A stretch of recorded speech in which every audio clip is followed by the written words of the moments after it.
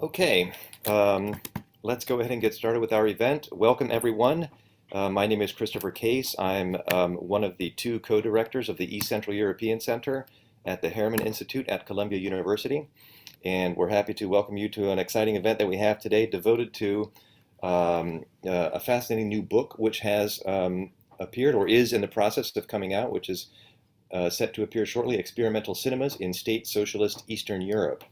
And I appreciate all of those who could be with us here today and have taken the time to attend our event despite the events that are occurring slightly further to the east of many of the cultures and countries which are discussed in this book.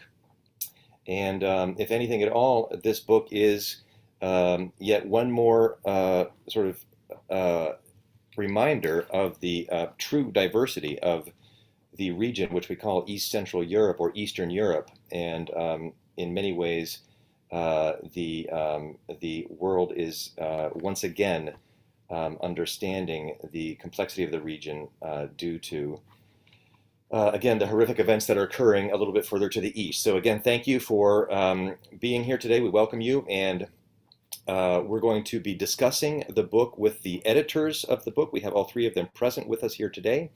The book, as I said, is devoted to experimental cinemas, so we'll discuss with them a little bit more about the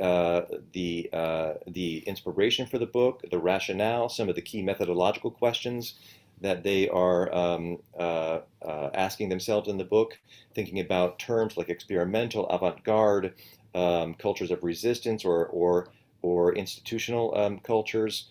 We're thinking about regional questions, what defines the region. Is it a sort of a traditional Cold War division, or is it something more rooted in the experimental cultures themselves that our authors are examining? So quite an array of methodological, cultural, formal, and historical questions being proposed in this unique new anthology. I'll introduce briefly our three editors, and then I'll introduce my co-director, who will then initiate our discussion about the book. So first, I'd like to welcome Greg de Cuir Jr. With us today. He is a series editor for East European Screen Cultures, published by Amsterdam University Press, and I believe the link to that series is available in the chat for our event, whether here in the webinar or on YouTube. He is a lecturer who has delivered talks at Stanford University, University of Chicago, Duke University, Goldsmiths, University of London, Zurich, University of Mainz, and many other institutions. Greg received his Doctor of Philosophy in Dramatic Art, Media, and Cultural Theory from the Faculty of Dramatic Arts at the University of Arts in Belgrade, Serbia. Welcome, Greg. Our next editor is Ksenya Gurshtein. She is a curator of modern and contemporary art at the Ulrich Museum of Art at Wichita State University in Wichita, Kansas.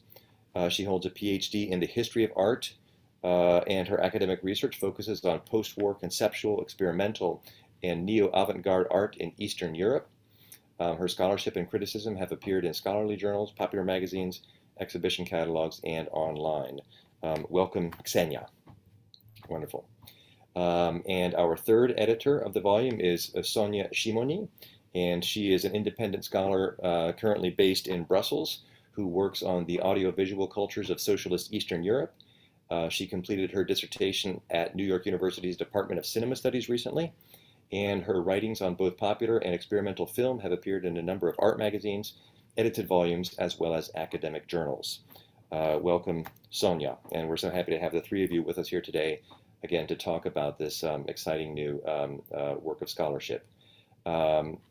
We are going to begin our discussion, which we will begin by asking a series of questions of our editors, and our first question will be asked by my co-director, Aleksandar Bošković, who is the lecturer in Bosnian, Croatian, Serbian here at Columbia University, and himself a scholar of experimental and avant-garde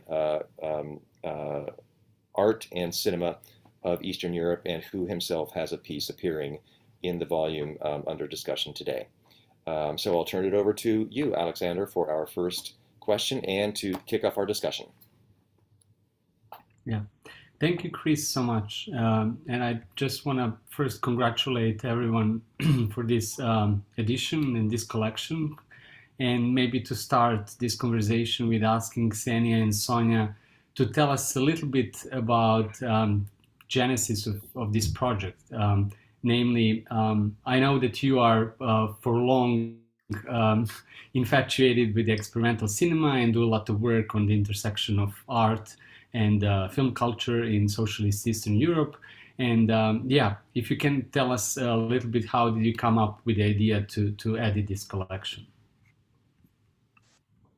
I guess I'll get us started. So like everything about this project has been sort of very organically evolving. It's not like we woke up one morning and decided that this was the thing that the world needed. I had finished my PhD in 2011 in art history with a focus on Eastern Europe. And one of the groups that I wrote my dissertation about, a group called AHO, had made a whole bunch, about 40 short films, which is how I first sort of was introduced to this world. And that was the kernel for me of interest. And I gave a talk about these films at the National Gallery of Art, where I ended up as a postdoc, and discovered that one of the people running the amazing film program at the National Gallery in DC, she herself has Polish roots, and she was really interested in the topic. And so she and I started talking. And that's how there was a project that emerged that took us, I think, about 2 or 3 years to realize this retrospective of experimental cinema from Eastern Europe that we started working on. And it was through Joanna Ryczynska. She's the one of the two people running the film program at the NGA, that I met Sonja, because Sonja had worked with that amazing film program earlier herself on a different program that had, and Sonja will correct me, but that had a heavy component looking at experimental cinema from Central Europe in the pre-war period that was connected to a different exhibition at the National Gallery.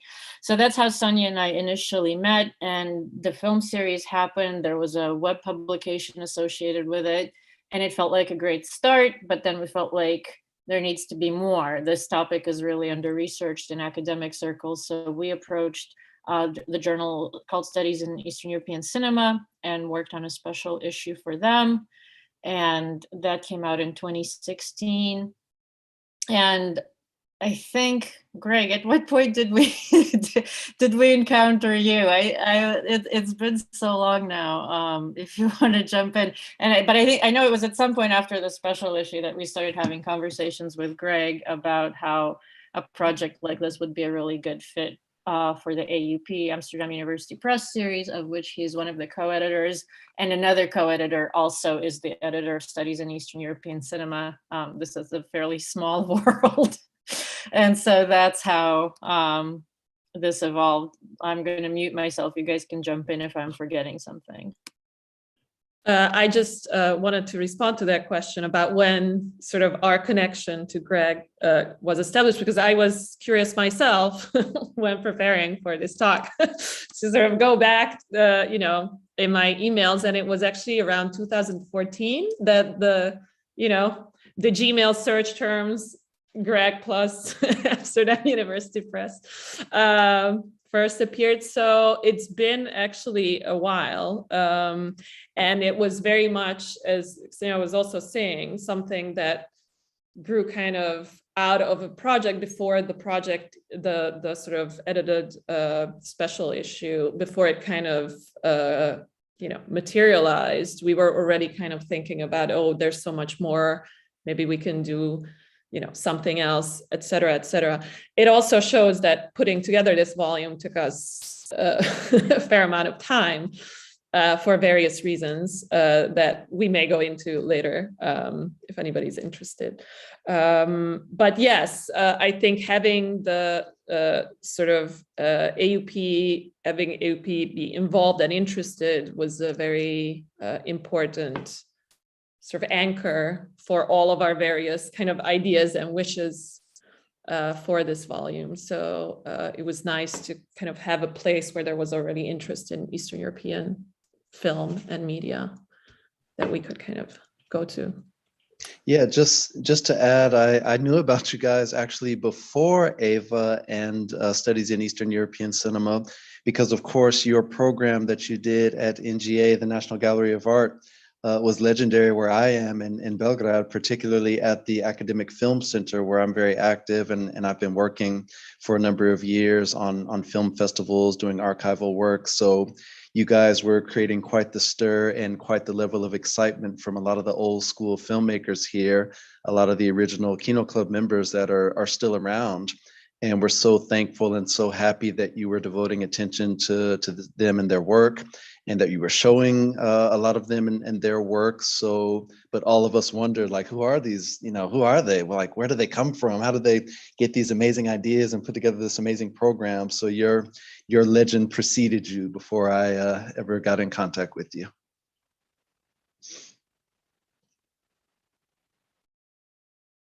Wonderful, thank you guys. I'll jump in here with a second question if I could. And my main question is, tell us a little bit about the newness of this book. What makes it sort of original in its own right? There have been a number of other studies devoted to experimental or avant-garde cinema of Eastern Europe, and you described some of them, or you mentioned some of them in your introduction. For example, Pavla Levi's Jolted Images, Unbound Analytic.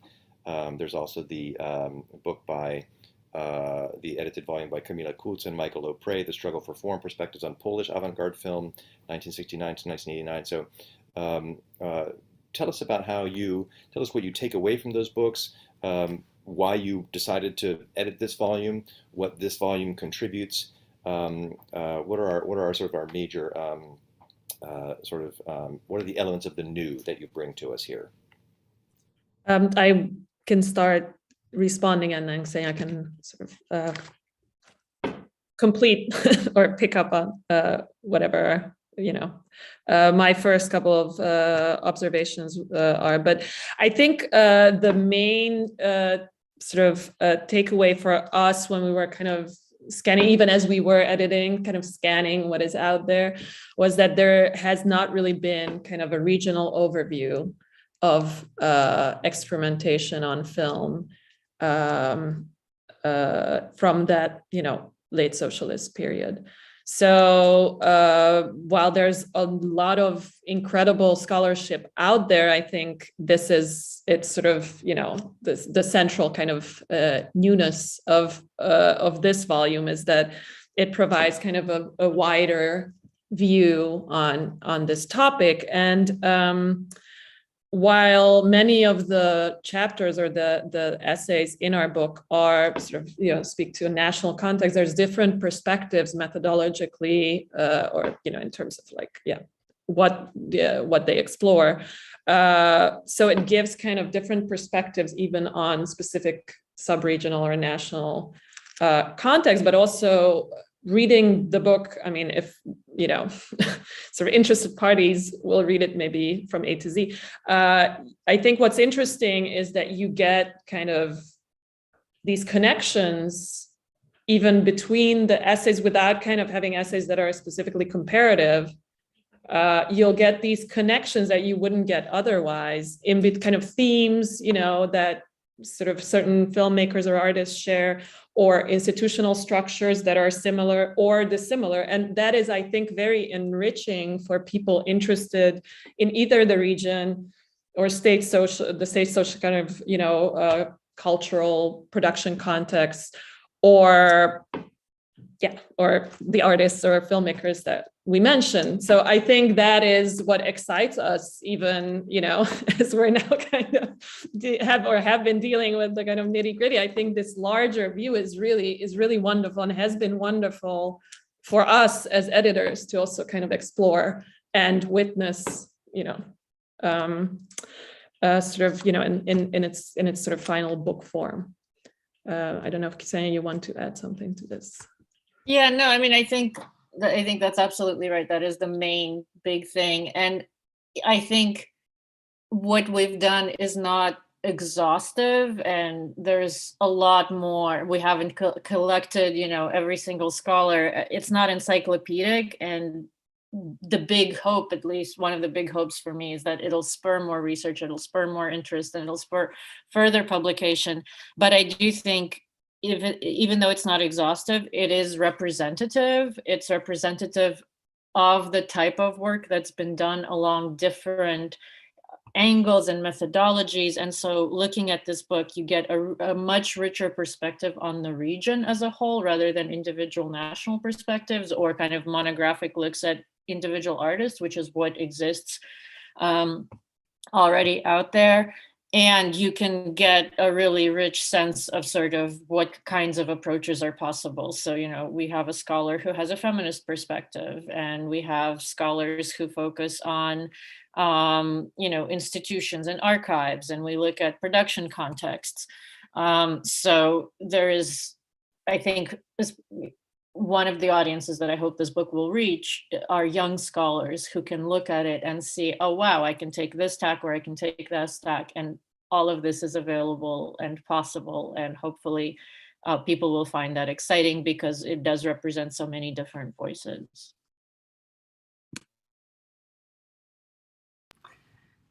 Yeah, thank you so much. If I can jump in here and maybe ask Greg, because it seems to me that this is, as Ksenia and Sonja already said, a real comparative volume, which is maybe something new within the series that, Greg, you are editing. So if you can tell us a little bit about the series itself, the titles maybe that you have published so far, and how this volume fits into the series and mission of the publisher. Yeah, thank you for the question. I appreciate it. In the context of the series, this is certainly a new topic and a new approach, but I think also obviously in the context of what's been published on Eastern European experimental, avant-garde, underground, alternative film, video, whatever we want to call it, it's certainly unique also. In terms of our series, we move fairly slowly and methodically and deliberately. So we've only actually published 4 volumes. This will be the 4th. And so far, this is the only collection of, this is the only sort of collected works or sort of volume of works that we've published. The others have been monographs, single authored. So it's unique also for all these sort of typical, I guess, practical senses. But yeah, it's for me as one of the editors of the series, it's really important that one of the things we wanted to do with the series was hopefully try to break some new ground, and not just try to bring some new voices to the table, but also to bring some new topics to the table, and certainly to look at filmmakers and film movements, film regions, and one of the obviously woefully underexplored. And not just in Eastern Europe, we can talk about alternative film in general and what needs to be done in a broader international sense, but you can sort of double that for state socialist regions in terms of what's been published and the work that still needs to be done. So I think Ksenia and Sonja have filled an incredible gap and an incredible lack in terms of research and writing. And that's what we wanted to do with the series is to fill some gaps.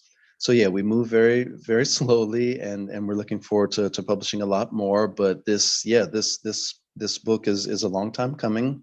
I mean, we don't have to count it's sort of prehistory in terms of National Gallery of Art and their amazing program, and in terms of studies in Eastern European cinema, which is edited by Eva Majerska, who's my co-editor on the series. And then the journey from that special journal issue to this particular volume, obviously, yeah, that's a large number of years. But yeah, I think it's a really exciting book, and it speaks to all those things I mentioned about the series and what's important to us, and what we hope we'll be able to continue to do with the series is to find some unique things to publish on. Yeah. Wonderful. Great. Thanks so much, Greg. I just want to, yeah. I was very excited. I haven't held it in my hands yet, but I think, Greg, am I right in thinking that Anna Gergich's book just came out very recently in this series? Yeah, sorry. So I didn't answer the other part of the question about the other books that we've published. I mean, you already mentioned Pavle Levy, who's one of the key voices in the field. We published his book Jolted Images. And then after that, we published a book on Hungarian film by Gábor Gergely, which was also one of the first to sort of look at early Hungarian film from 1929 to 1947, with a particular slant on depictions of Jewish peoples and cultures and visions. So that's also a particularly unique book.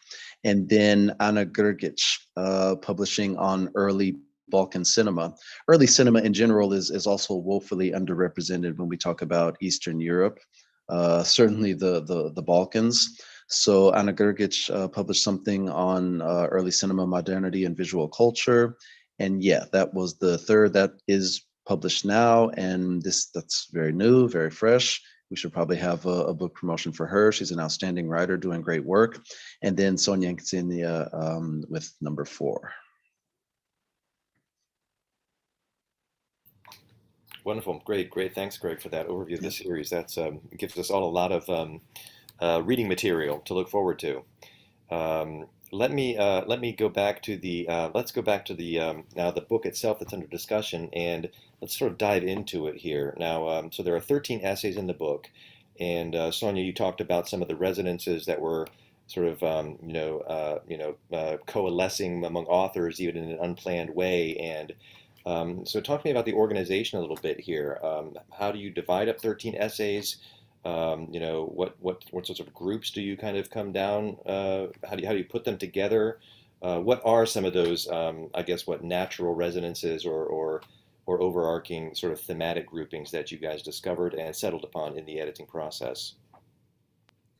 So this too, I guess, was a process where it's kind of hard to untangle the process of coming up with the themes and the process of getting people, to write specific essays or cover specific topics. It all kind of, I guess those two things went hand in hand. But we decided to divide the book up in 4 kind of larger themes, and the first one is kind of speaks to kind of central figures who were sort of had kind of iconic, like essential positions in, developing or establishing a sort of specific regional or local experimental film culture. Now, having said that, there's already kind of like 4 or 5 essays that one can think of that aren't in that specific like section that could have been there. So that is the larger takeaway from these sections, is that there's a lot of kind of like topics and kind of threads that, where essays could have been in sort of other parts of the book as well. But for us, it was just kind of important to have these sections to kind of keep track of like the main kind of, thematic kind of developments that we wanted to emphasize. And so key figures was one, kind of the production covering the production context.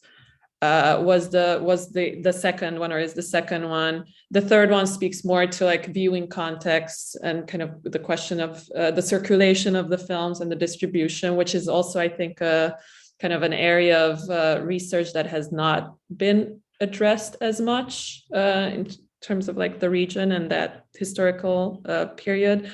And then the fourth one is kind of an intersection with the arts, which again, one could argue is basically what most of the filmmakers and artists covered in the book were doing, engaging with kind of different kind of media and different forms of artistic expression. But I guess it's more a matter of kind of like where we put the emphasis, or where the authors put the emphasis in terms of like, exploring these themes. So it's kind of a way for us also to emphasize sort of, specific methodologies that deal with kind of the institutional, for example, or the institutional histories versus sort of other approaches to the films or the filmmakers. And yeah, again, I mean, if somebody kind of expects, to have these kind of neatly aligned within these the chapters within these sections, that's obviously not the case. But it was kind of an editorial choice in the end that helped us structure the book. But I don't know, Ksenia, if you have memories of sort of us having sort of more specific kind of ideas about this, or other things to add. No, I mean, I think that captures it partly. So, as your bio suggested, some of it, at least certainly the last section, the intersection of the arts, I mean, it's a reflection, and Sonja is right, like, again, evolved organically out of us looking for what would be a good organizing framework for a very heterogeneous array of essays with very different perspectives, and something that reflected the fact that the book was fits, I think, most comfortably in the realm of film studies. But, as I was telling to Sonja earlier, like, technically I have no business writing about film. I have no background in film. I'm trained as an art historian. And so that's why there was at least one section that emphasized, intersection of the arts, because that reflects the reality of what was happening. Filmic experimentation was coming out of non-traditional film contexts. So that was important. And then the other three sections, the key figures, production, support, and distribution, part 2, and then viewing contexts and theories and receptions, was us attempting to, again, kind of in this miniature set of examples, but to reflect the diversity of approaches that are available in contemporary film studies. And we were as editors methodical as much as we could be. One thing that was really important to us was geographic diversity. So we wanted to make sure that every country in the region, with the exception of poor Albania, we talk about that in the intro, there's nothing on Albania. But other than that, we wanted to make sure that every country, included those that are lesser represented typically or have been in the scholarship so far, like Bulgaria and the GDR, were represented. And then the other thing was, this diversity of perspectives. So like, it was really important for us to have at least one scholar who focused on women filmmakers and a feminist perspective. So again, it was an attempt to, again, kind of like find a structure that was capacious enough to allow for what people actually wanted to do, but also gave you a sense of what we're going for.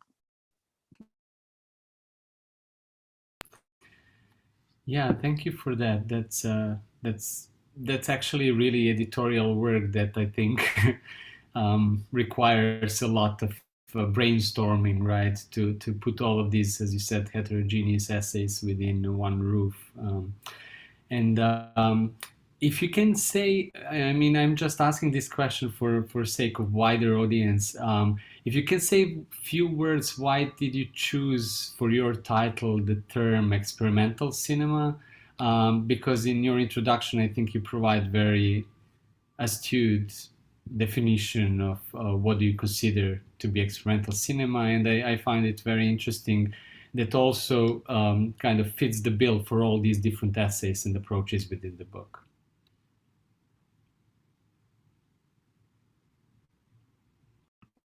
I can jump in. So yeah, we talk about that in the book as well, that there were a variety, several options available to us, and they include alternative, avant-garde, underground, unofficial, and they're all valid and useful, at least in some contexts. Again, as you alluded to, Sasha, the reason we chose experimental is that it seemed to be the broadest, and we looked at the literature in the field more broadly, and that seemed to be sort of consistent across the board, not just in our regional context, but when people talk about Euro-American or British, filmmaking, there's also experimental comes out a lot as a more neutral term. Alternative also, I feel like, is is fairly neutral, but alternative, like it begs the question, alternative to what, right? You define alternative against something, which we didn't necessarily automatically want to do. Avant-garde, as you know, I come from an art history background. Avant-garde is an extremely loaded term, right? And we sort of didn't, and it immediately gets bogged down in the politics of the filmmakers, and we didn't want to go down that path. Unofficial, again, you're defining yourself against some kind of imagined, official paradigm.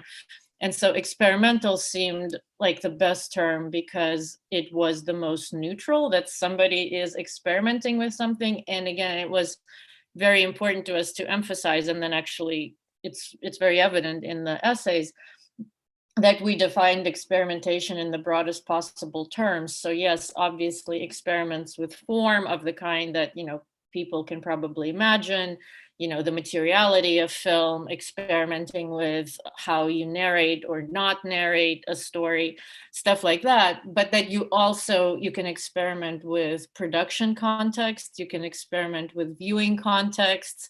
One example, there are a number of essays in the book that discuss how amateur or experimental filmmakers in the region were doing homages of sort to American cinema or Western cinema, but specifically, American B movies and like very popular forms that are in no way experimental. But there's one example of a film by a Czech filmmaker named Čaroděj, where he is recreating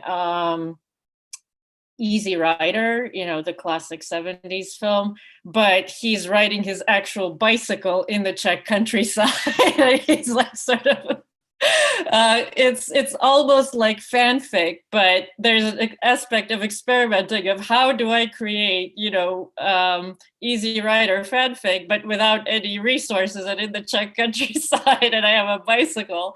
And so we appreciated that the term, again, gave us the ability to cover, amateur filmmakers who are attached to, a factory in Bulgaria and who are perhaps making kind of more traditionally narrative films, but the way they're going about it is an experiment that has never been done before. And, experiments like this are not necessarily being widely conducted now. So that we appreciated that about the term.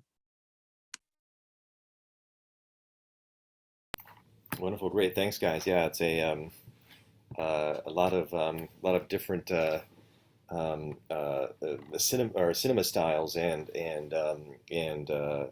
constituencies to address in that term. So wonderful. I wanted to get back to Greg here, and let's see. Note that each of you has a contribution to the volume, and Ksenia and Sonja are responsible for the introduction.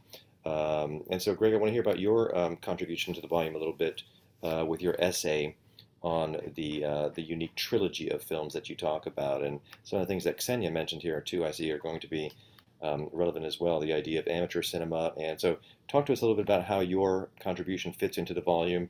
Did you author it for the volume, or is it an ongoing project, or how does it fit into your own scholarship in terms of a experimental film? Yeah, thank you for the question. Mine is a piece about one of these filmmakers that Ksenia mentioned that was in love with Hollywood cinema and often making references to Hollywood cinema, certainly in the films that I write about in the chapter, but also across a number of films in his career. His name is Tomislav Gotovac.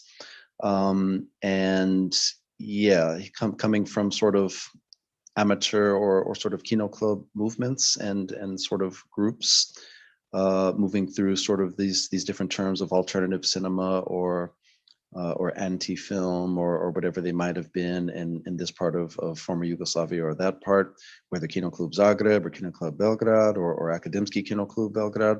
So this is a filmmaker that I wrote about who is kind of has a reputation that looms large in the region and sort of across alternative cinemas, but also more traditional, I guess, feature-length commercial cinemas in terms of just his legacy and just his status as a film guru and somebody that was really influential for a whole generation of filmmakers that were coming of age together in the late 1960s in early 1970s in Yugoslavia between Belgrade and Zagreb. That's what I wrote about. This filmmaker that was literally moving between Zagreb and Belgrade to make his films, to sort of forge these sort of cross-boundary connections between kino clubs, but also between club members and makers. And somebody that was considered, one of the, I guess, connecting forces in this sort of era of alternative cinema. So he's a fascinating figure and somebody that I've been researching for a number of years. I've been showing his films in different programs at festivals and museums and cultural centers and universities over the years. I collaborate with the Tomislav Gotovac Institute in Zagreb, which is charged with sort of preserving his legacy and also archiving and storing his work. The original, I guess, so this was actually written a really long time ago. The book has been in development for quite a while, and I can honestly say I probably first researched and wrote this piece certainly more than 5 years ago. I'm now forgetting at this point. It was written specifically for this volume. This was not published anywhere else, even though the work that it sort of encompasses was sort of done in bits and pieces in different settings, whether it was through program notes or through talks or through pieces of other chapters or what might, what it might be. So yeah, Tomislav Gotovac, one of the sort of unsung heroes, I guess we can say, of Yugoslav cinema, certainly alternative Yugoslav film. And the three pieces that I write about are three films that he made on a trip after he made a trip from Zagreb to Belgrade to collaborate with colleagues at the Kino Club there, finding a little bit more freedom there, finding a little bit more ease in terms of gaining equipment and gaining collaborators, and finding a way to work very quickly. He made these three films in rapid succession, literally one after the other over the course of a week, or even maybe a few days if it was. I'm forgetting actually, maybe it didn't even take him a full week. And these films were sort of known as one of the early signs of, I guess we could say, structural impulses in cinema, a structural film. So sort of one of the early structural experiments in cinema, avant la lettre, right? Before there was a structural film, or before people were trying to call this, hey, I'm making structural films. So they were about directions. One film was called Straight Line, about sort of a straight progression. The other film was called Circle. It's literally about a circular movement of the camera, very minimalist and very focused and very specific. And the third film in the piece is called Blue Rider, connecting obviously to art history, which Ksenia will tell us all about, but also which is a film that's sort of based on movement, but just kind of sort of wild and sort of fractured movements rather than sort of straight lines and circles. So yeah, these are just really hardcore experiments that are very interesting and unique for their time, but also that sort of show off Gotovac as really a pioneer in terms of what he was thinking with cinema, how he was thinking about cinema, what he was doing, and how he was mixing and mashing all the different influences, whether it be Hollywood, whether it be Jean-Luc Godard, whether it be experimental or avant-garde filmmakers, whether it be other art forms, other visual arts. I think his cinema is fascinating for all those reasons. And yeah, for me and for Gotovac, I think that's really just the tip of the iceberg, because he certainly had a very long career, and he's certainly in need of further study and further investigation and celebration. Thank you so much, Greg, for that wonderful brief survey of your article and the importance of Tomislav Gotovac. I also want to just use this opportunity to invite our audience to ask questions to our panelists. So you can do that via Q&A function if you're following us on Zoom, or in the chat via YouTube. And that said, I'll just turn back to Ksenia and Sonja and ask you, you also mentioned in your introduction Alice Lovejoy's 2015 book, Army Film and the Avant-Garde, that focuses particularly on the films, experimental films in Czechoslovak army at the time. and you single out that book as very insightful model for your own collection. If you could just briefly elaborate on that, why that book served as a model for your collection. I mean, yeah, I mean, first of all, it's an excellent book, sort of an excellent piece of scholarship that's, yeah, sort of a model in general in terms of like how thorough it is and how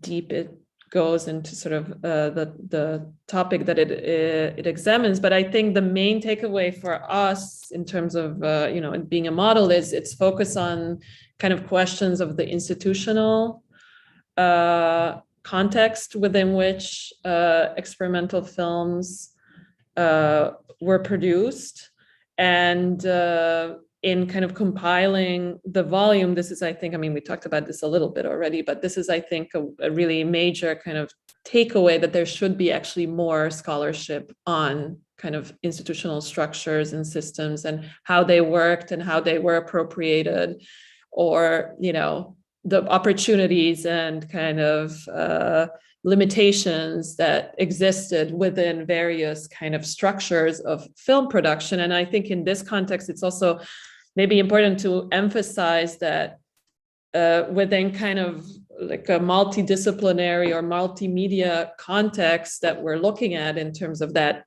historical period, film required a lot more kind of institutional kind of negotiation than something like a happening, you know, not to, I mean, it's not about hierarchies or establishing some kind of, you know, it's not a, but it's just a fact that you needed kind of a camera, you needed a place to develop the film, you needed this, you needed that. And these kinds of, I mean, you know, in terms of like the I know, Sasha, your kind of, you know, chapter kind of deviates from that necessity, but nonetheless, I think overall we can say that understanding the importance of where these films were made and how they were made are kind of, yeah, essential to understanding more about, you know, state policies, kind of the cultural context, et cetera, alongside the kind of artistic, conceptual, theoretical framework that is equally important, but maybe has been discussed a little more often in scholarship.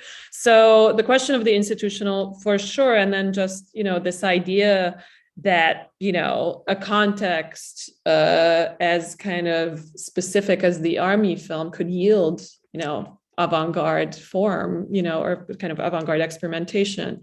And this kind of idea that the experimental aspect of cinema can surface in many different, you know, frameworks, was very kind of eye-opening, I think. And, you know, without us kind of like being obsessed with, you know, uncovering sort of unknown areas where secret kind of, you know, masterpieces of experimental filmmaking occurred, I think it's just a very important thing to highlight in terms of our own kind of thinking about experimentation. I don't know, Ksenia, if you want to add anything to that. Yeah, no, I don't have much to add. Yeah, I think it was just, it's an example of like looking for treasures in unexpected places and finding them. And I feel like our book also became a good example of that. We don't have an example in the book of an army film studio producing experimental cinema, you know, although there is one other example I can think of, the Yugoslav filmmaker Karpo Godina, as far as I know, made a film commissioned by the Yugoslav military, which they then destroyed with an axe because they were unhappy with the results. So it is important to mention that it didn't always go well. But yeah, no, it was, and this has been like sort of long, and again, it's important to acknowledge that, you know, we're not like inventing this by any means, and that something like the Orphan Film Symposium in the larger film studies world has been an ongoing effort to look at education films, you know, tutorials, business films, I'm sure I'm missing some, medical films, right? Scientific films, amateur films, like all these forms of cinema that are not what we expect, that are just not big studio films, to uncover that cinematic creativity. And so we're contributing our little bit to that. And Alice's book was just a really good example specific to our region that understood that context as well.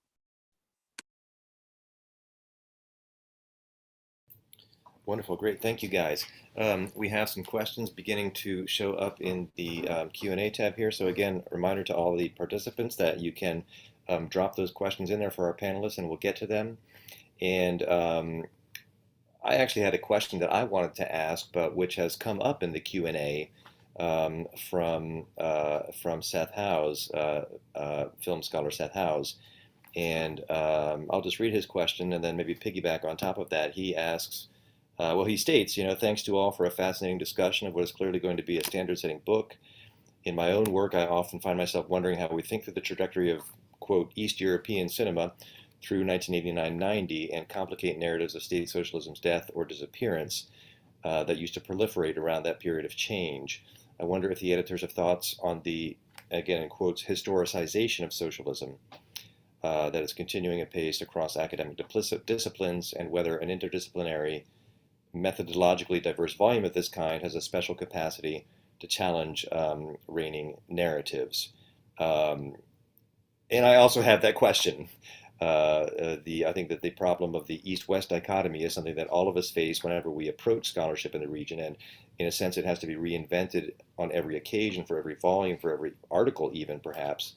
And just to signal some of the terms that perhaps you could comment on in your own work in response to Seth's questions about historicization of socialism, rather than talking about it necessarily as a regional identity, you talk about various sites, using terms like second public sphere, gray zone.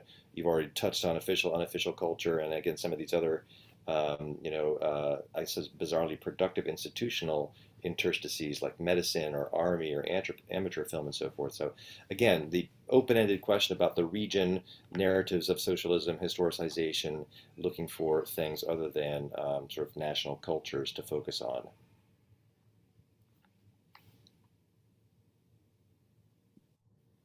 And anybody can take that question who would like to. I'm wondering if Greg might not be the best person. I think, as somebody who's sort of programs film, I think, extensively, and I don't know, maybe has been thinking about whether this is a topic that could be, oh, where did the question go?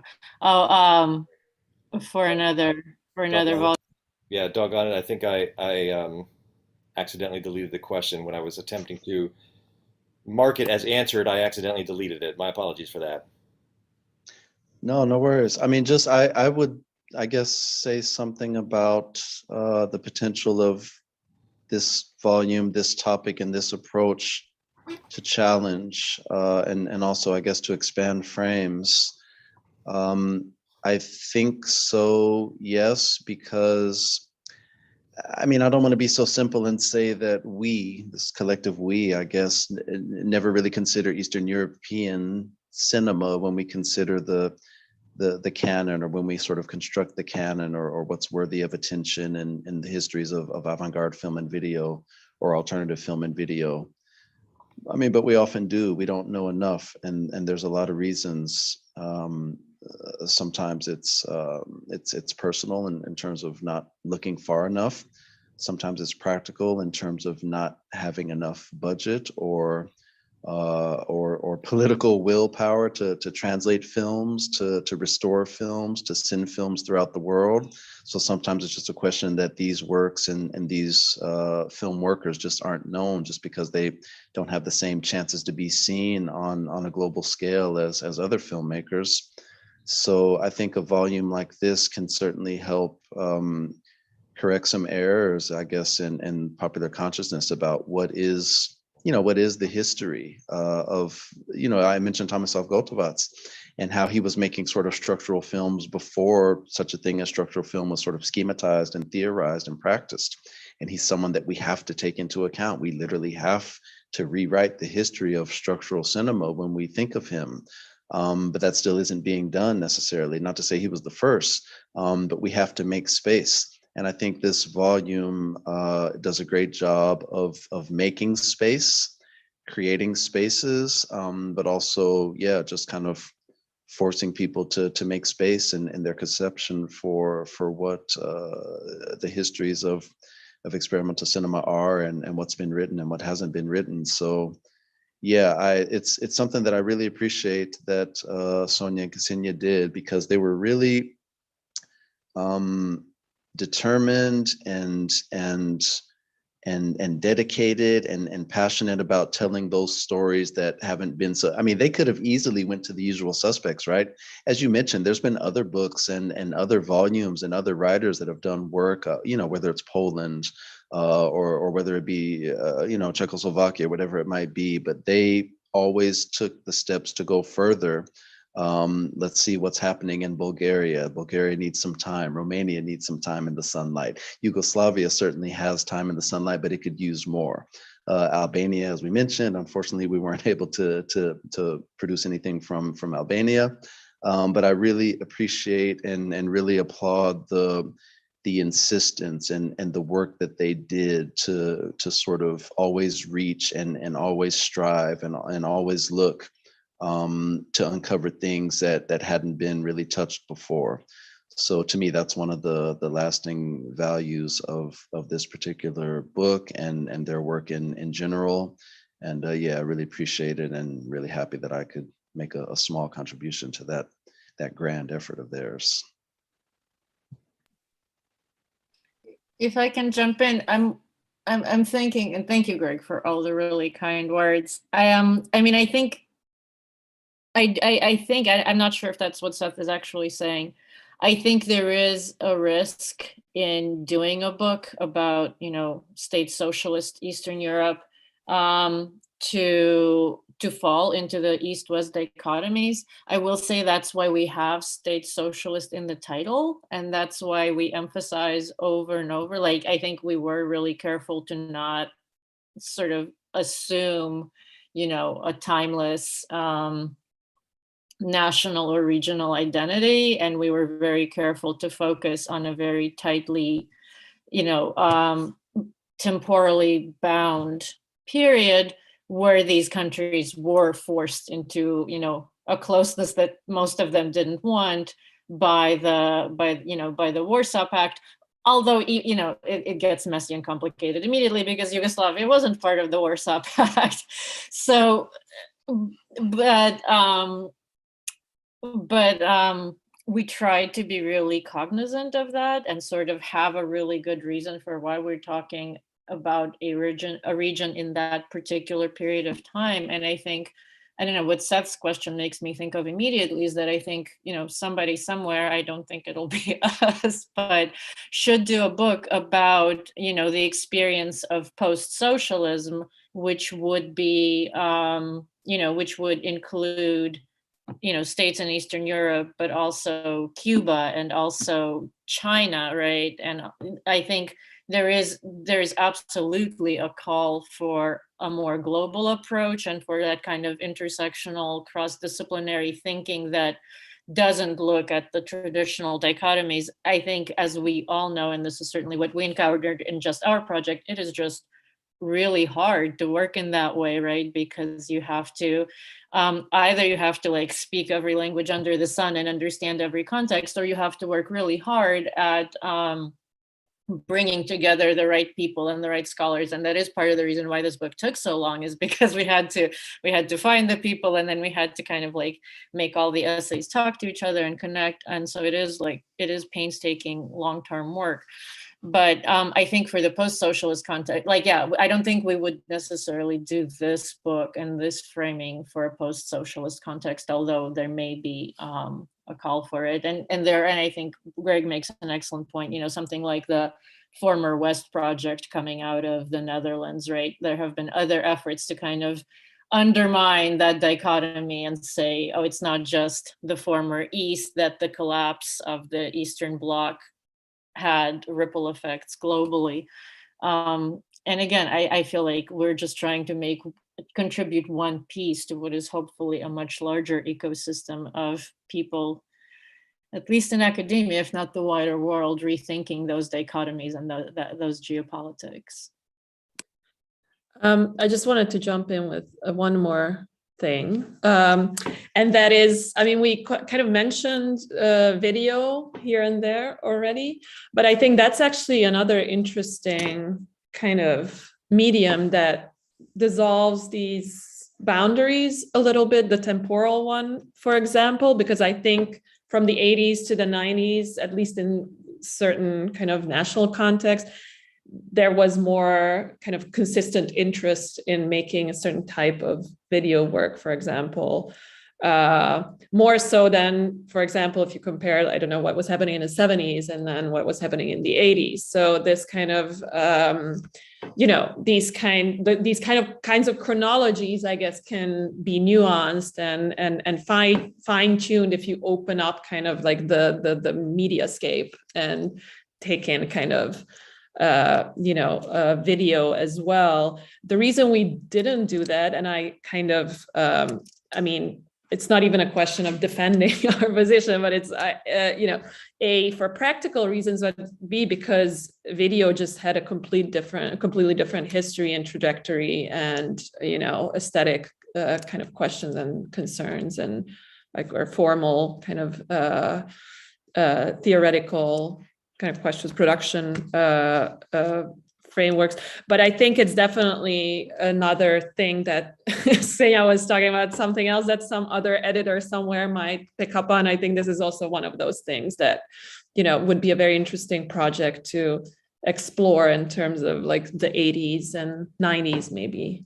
So kind of, the two kind of, the 2 decades that kind of engaged with kind of 89 as a kind of a breaking point. That's just kind of, a suggestion for anyone who wants to produce more edited volumes on this kind of fascinating regional context. And then you would absolutely sort of straddle that geographic division with somebody like, so Gabor Bodi, whose work, a Hungarian filmmaker whose filmmaking is discussed pretty extensively in our book, but went on to be very active in the video scene and produced, while living in West Germany, producing video journals that brought together people from all over Europe. So yeah, there's a lot of, if anybody is thinking of working on that, we can give you ideas. Wonderful, great, wonderful. Yeah, that does give us a lot to think about regionally and temporally and so forth. And so I think a lot of us are really curious about these films that you're discussing. And so I'd like to bring in one more question from the Q&A asked by David Kaufman. And he specifically asks, Greg, is there a film by Gotovac that you would recommend for us to see? And I might even expand on that personally, if I could, and maybe solicit a sort of a top film from Sonja and from Ksenia as well. And then ask the follow-up question, how do we see it? The recommendation is one thing, access to the film is another. So I guess it's where do we see these films, and the film that you would like us to see, how can we find it? I mean, it's not on Netflix or anything like that, so. It's not on Netflix. Maybe one day it will be. They're sucking up everything. I don't know. I guess I would recommend for Gotovac maybe Glenn Miller 1, Middle School Playground 1, which was made in 1977, I believe.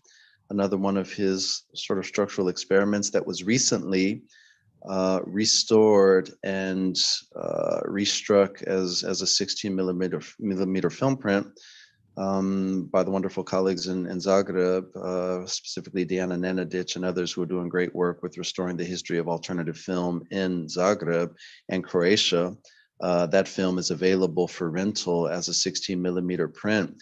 And it's another one of these films that kind of really rewrites the canon. It needs to rewrite the canon. It hasn't yet because not enough people have seen it, not enough people know it, but it should rewrite the canon. It's a 45-minute film, another structural experiment, but also another sort of mashup of Hollywood genre codes and motifs. And it's, I think it's fascinating work.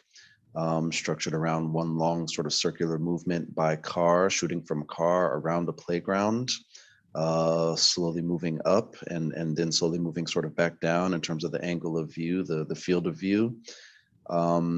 maybe I'm not describing it great, but it really is a fascinating work. And it just, yeah, it's also indicative of what Gotovac is all about in terms of his sort of fierce dedication to experimenting and sort of playing with film form. So that would be my pick for the session. Okay, wonderful, great, thank you. Yeah. Sonja, Thank Ksenia, you, Greg. If I can just ask, because we're running with time, but I can ask the last question. And going back to Sadho's question about historization of socialism, it seems that it happens through this media studies paradigm of remediation, meaning that we have to digitalize everything that was done in analog technology during the socialism in order to preserve it, right? And having that in mind, I would just ask editors and Greg as well about the practical advices with anyone who would like to work with archives. What are the pieces of knowledge you acquired during this and other projects on experimental film from Eastern Europe? I mean, sort of focusing on the Hungarian situation specifically. I mean, we talked about this with Ksenia earlier also. Sort of for both of us, it was interesting to see over the course of several years how two very important archives within the Hungarian context kind of had two extremely opposite kind of trajectories. One was the archive of the Balázs Béla studio, which is mentioned in by several scholars. It's sort of like kind of the important experimental studio, film studio from Hungary that kind of produced I think most of the iconic films from the country, and that the studio became kind of an archive after '89, had a very difficult kind of couple of years in terms of getting funding, et cetera, et cetera. And then it was housed sort of as an archive within the Kunsthalle, and then kind of disappeared at some point while I was doing research there, right after Ksenia did research there.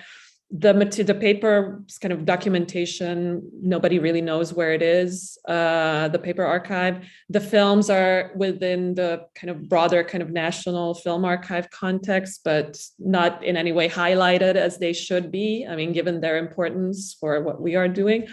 So that is kind of like I guess the sad narrative from the Hungarian context. An amazing kind of counter example is Art Pool, which is sort of an artist-run archive and documentation center that was a nonprofit for many years, and now has been taken up in this kind of larger art historical kind of academic scholarly art historical organization that focuses on scholars sort of output regarding the region, sort of central, they define it as Central Europe, I believe. But that's been doing amazing work, putting out sort of calls for symposia, for publications, et cetera, kind of trying to trace a regional kind of the history of regional exchanges and networks in many different kind of artistic contexts.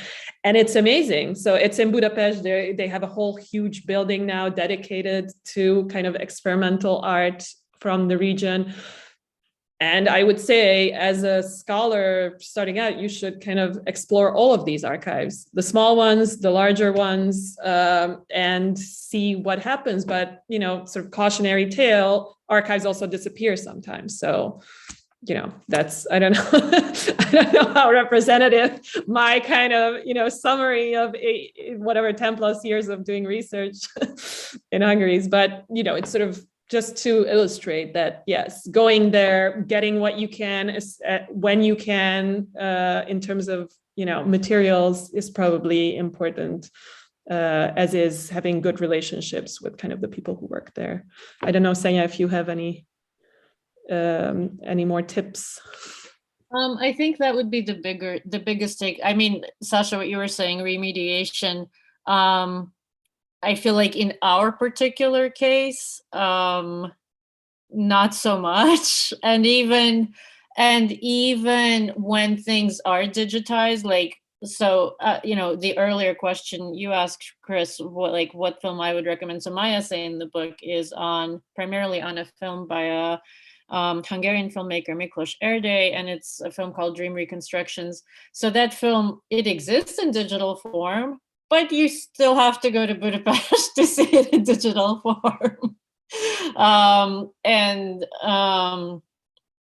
I think, the biggest takeaways is that, at least in our field of research, I think just anticipate that you have to go to the places, you have to do really deep digging, and as we said earlier, and talk to people a lot, talk to everybody you can about your project. And that's going to be the thing where, like, somebody's going to mention something and another person is going to mention something, and you're going to be surprised and find things in unexpected places. And once you find it, like, that's where the digital, I think, comes in. Like, rip it off that DVD, photograph it, create your personal archive, because you really can't rely necessarily, for sometimes logistical reasons and sometimes political reasons, and sometimes people die, and if you're working with a private archive, you can't rely on these things just being there as a, like the Library of Congress. So I think, established scholars probably already know all of that, but if you're a person starting out in this field, those would be the big pieces of advice. And I guess one final thing, but also there's a number of artists and filmmakers who are still alive.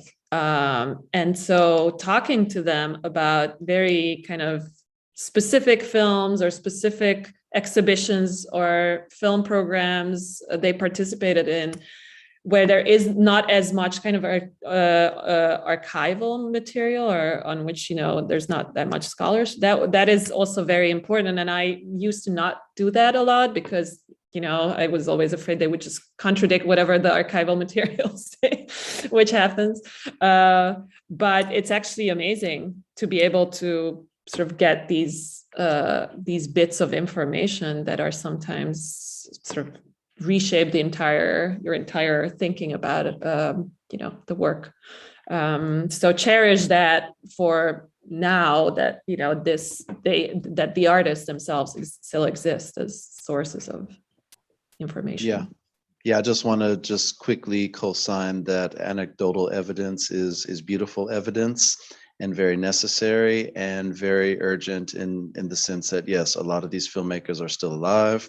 A lot have passed away. I know many have in the time I've been living in the region doing this research.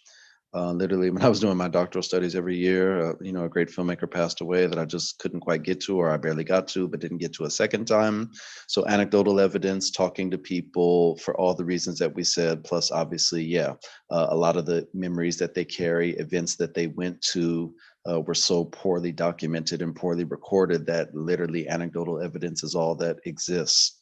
So love anecdotal evidence. Just to do also a quick plug for Sonja's essay in the book. Also, it's not, going to the region is, if you're going to work on that region, is really, really important. But Sonja's essay in the book looks at archives at an institution in the Netherlands, in Amsterdam. And so, but again, like, talking to people is how you find out, like, oh, there was this event in the 70s in Amsterdam. And then you discover this archival trove that the institution itself, may no longer be interested in or may have forgotten about. So again, you will find things in surprising places, and kind of developing those networks and connections and going to conferences. And just talk to people about your work and your projects, and you'll learn more. Yes, thank you for the plug, Ksenia. Exactly, I think that is actually very important. Follow the networks that actually existed and were established by these filmmakers and artists themselves. And the idea of this dichotomy that we've, I guess we collectively try to kind of unmake or undo in terms of East-West, et cetera, et cetera. I mean, that sort of, the process of going to archives in Paris, say, or, other Western European places is part of that, I think, where you kind of get, a more complete view of this historical period where people traveled to Paris for an exhibition, or to Knokkeheist in Belgium, or to the Netherlands, and spent, considerable time there, interacting with a wide variety of artists and filmmakers from the region, from Eastern Europe, as well as Western Europe. So yeah, that's I think also another important kind of takeaway.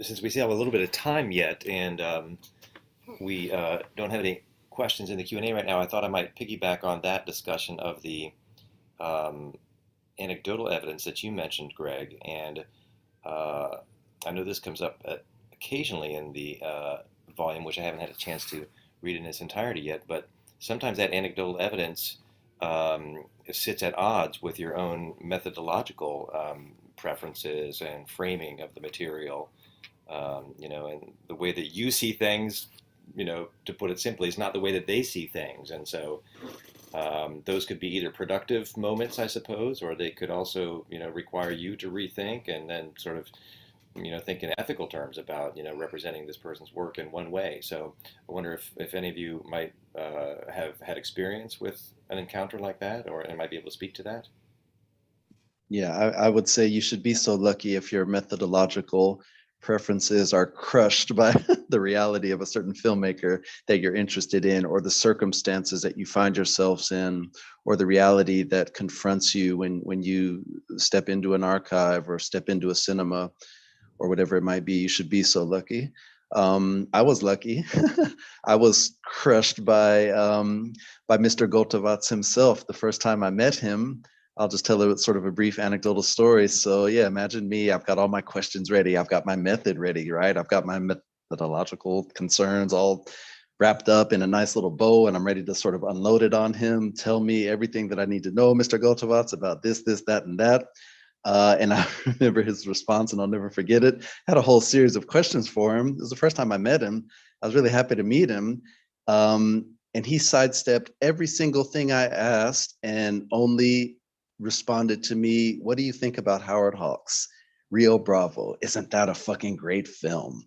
And that was his sort of, now I didn't understand that then, like, okay, Howard Hawks is great. I don't really want to study Howard Hawks. I don't care about Howard Hawks. I don't care about Rio Bravo. I'm interested in you, actually.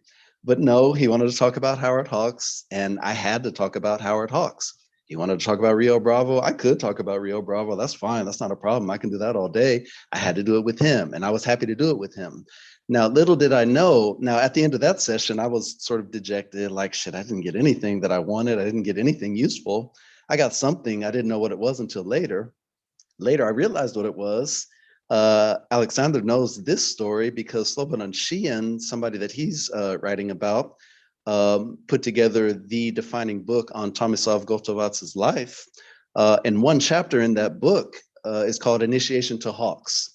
Now, I worked on that book, and when I was working on that book, I was reading what Šijan wrote about Gotovac, who knew him very well, and sort of schematized how Howard Hawks was his initiation factor. That was his initiation process. That's how Gotovac tested people, but that's also how he sort of communicated with people.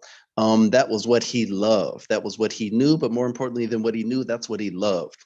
And that's his love for cinema that he wanted to sort of share with people and to sort of revel in with people and enjoy with people. And idiot me, I didn't understand that initiation then. Cut to so many years later after he died, and I began working on that book and read that chapter for the first time and realized, like, oh my God, Gotovac gave me the initiation to Hawks, and I didn't even appreciate it.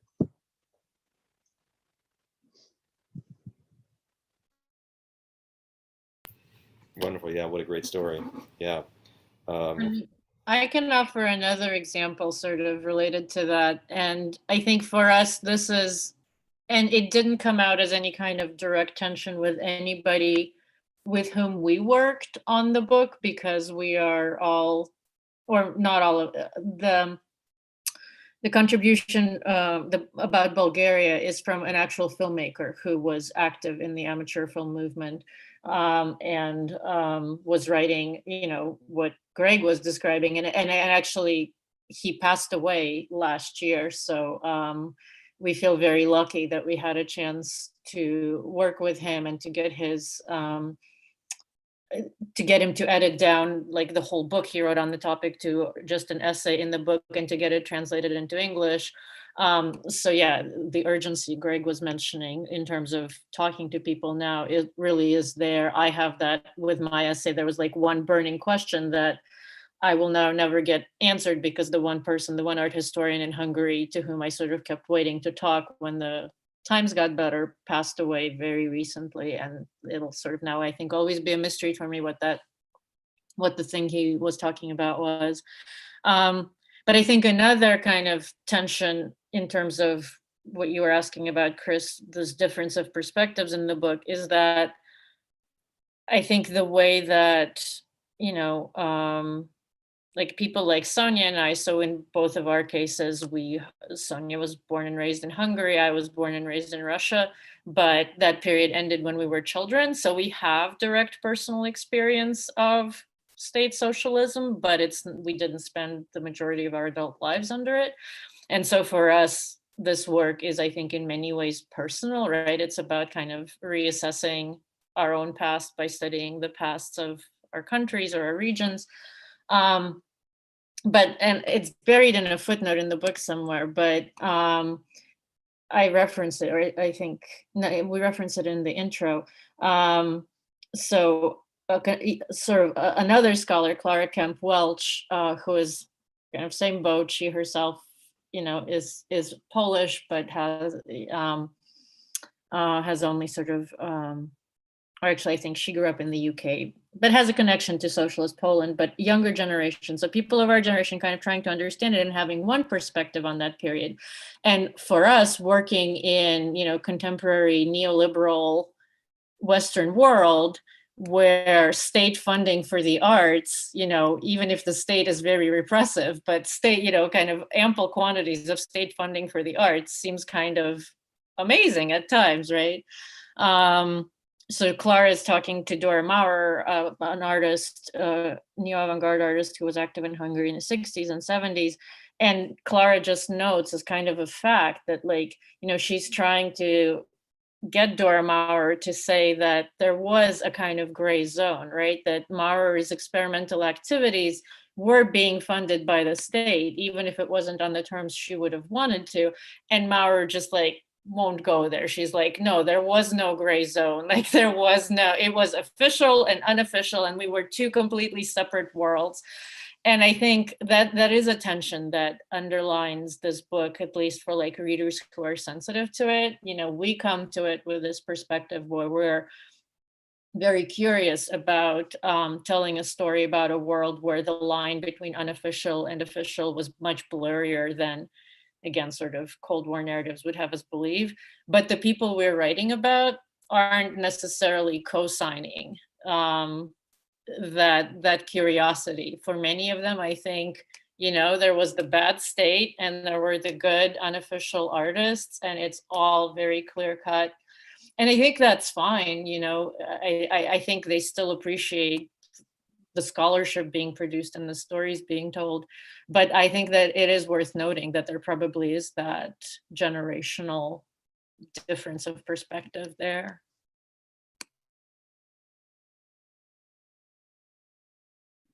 I think this also has to do with the ways in which the national contexts themselves have kind of assessed their state socialist histories, and then how the artists then position themselves to the kind of post-89 political kind of, polarization, and kind of being forced to take in various perspectives or, kind of standpoints. There's no kind of neutral place or position from within which one can talk about that past and yes, I think when you were in it as an artist, you have a very different experience of how you have a different way of dealing with that past than how we want to deal with it or hope to deal with it. But we respect sort of, what Ksenia was saying, like we respect this kind of tension. It's not necessarily something we want to kind of conceal or and I think in future scholarship, maybe this needs to be foregrounded even more and kind of become kind of more of a theoretical framework from within which one can, write or think about this history. And it continues, and it continues to be the case, I think, that like in real time right now, the work will have continued to have a very different valence, right? Like the way that like in the Czech Republic, this film heritage is being celebrated and archived and promoted. And in Hungary, this film heritage, is being repressed, and like archives that had already been established are now being disappeared. It's very much unfinished business. And so, as Sonja was saying, it's not neutral. And as people continue to work on it, I think for quite some time to come, they're going to bring perspectives that are going to be in tension with what the perspectives would have been at the time of creation, and then in all the subsequent time, and what they are now. And they continue to evolve and change as watching these films sort of allows you to understand the contemporary moment. Wonderful, thank you. Such a great set of responses and a lot of food for thought for us. Well, we are rapidly running out of time here, and so we will, I suppose, wind down our event. And I'll say my thanks to all of our contributors here. By the way, when is the book is coming out? When can we expect the book? It's out? You can pre-order it on Amazon or other places where books are sold now, and it should be shipping in the next month or two. Next month or so. Okay, fantastic, wonderful. Okay, great. Well, thank you, Sonja. Thank you, Ksenia. Thank you, Greg. And I'll turn it over to my co-moderator, Aleksandar Bošković, for a final conclusion. Yeah. Thank you, Chris, and thank you again, everyone. And I have to say that I myself enjoyed working on the contribution, and am honored to be included in such an amazing volume. And I just want to also say that the Seth who asked question, he wrote also about East Germany, which I think is significant to emphasize that within Eastern Europe, having a text on experimental film from East Germany is also something special, and a great contribution on your part. So congratulations again, and thank you so much. Thank you guys so much for having us, and thank you to everybody who came to listen. This was wonderful. Wonderful, great. Looking forward to reading. Thank you so much. Much appreciated. Okay. All right. Wonderful. Good night, those of you who are in distant time zones.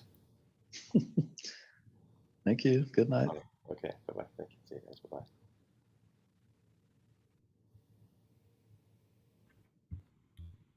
Okay. Are you there, Chris? I am here. Okay, thank you. This was lovely. Yeah, no, thank you. Yeah. Thank you for, let's